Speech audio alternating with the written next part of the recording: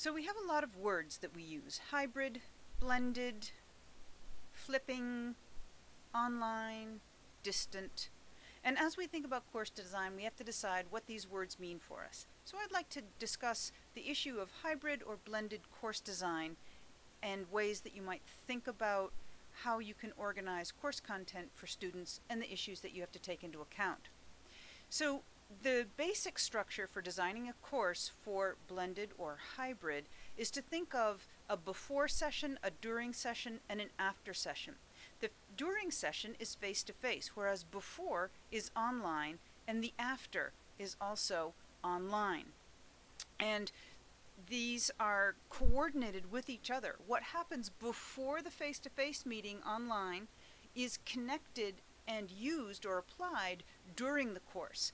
Then all the information and the interaction that happens during in the face-to-face section has an online component afterwards that is connected, that processes that information further.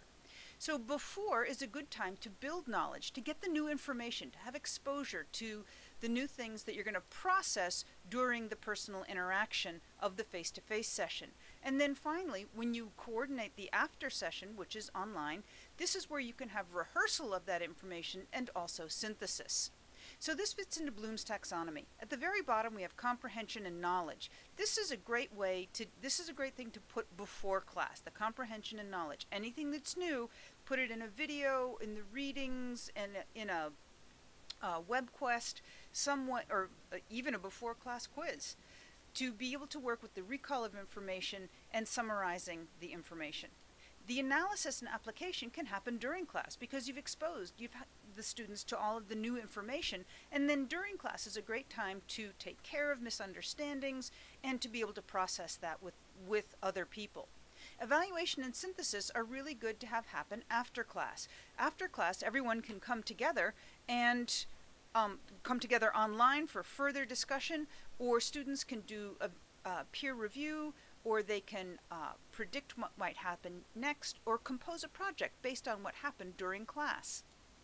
Now, one of the problems of blended learning and most online learning is the problems of complexity, novelty, imagination, and abstraction. These are three things that will send anyone into a spinning brain.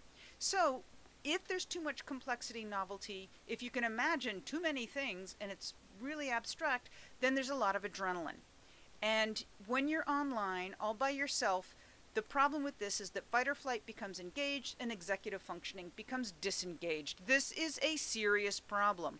So you really want to think about what happens before class so you don't panic everyone and they're not able to retain the important information that you want.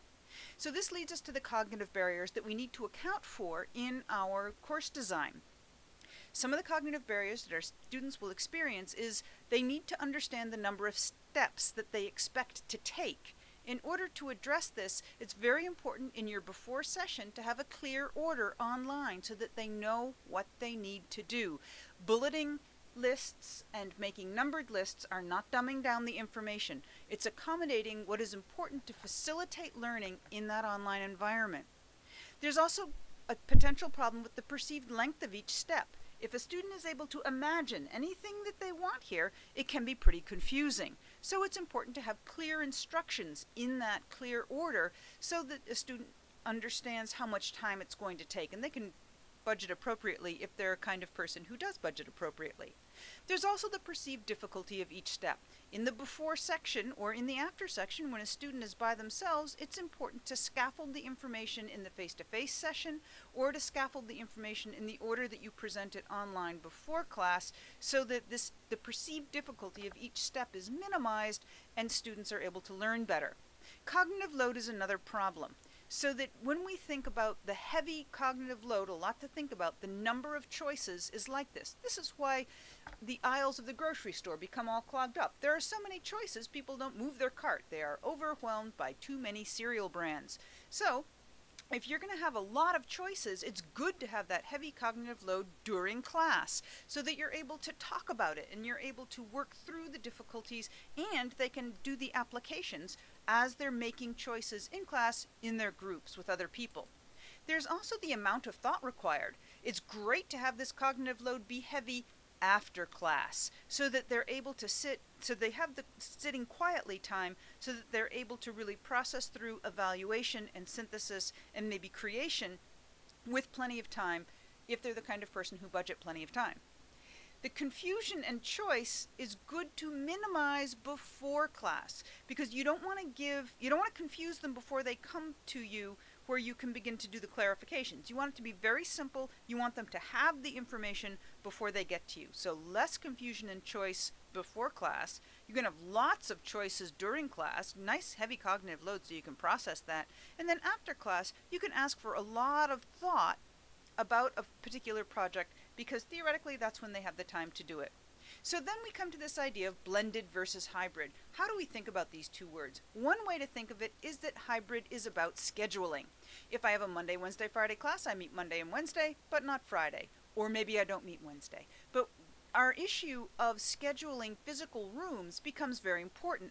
So maybe I meet on a Tuesday, but my colleague meets on a Thursday, so that we're able to manage the rooms that we have. And it's always good to clarify this policy so that we're able to have faculty thinking about this as well as scheduling thinking of it. Another way to think of blended is as a pedagogy, and this is the before, during, and after, that I have face-to-face and then I have these other things that are related to it that come together and inform each other in a synchronized set of learning steps. Before I'm exposed to new knowledge somewhere else, when I come to class face-to-face, I'm going to process that in my group work, and then after, I'm going to do my reflection and creation of new work.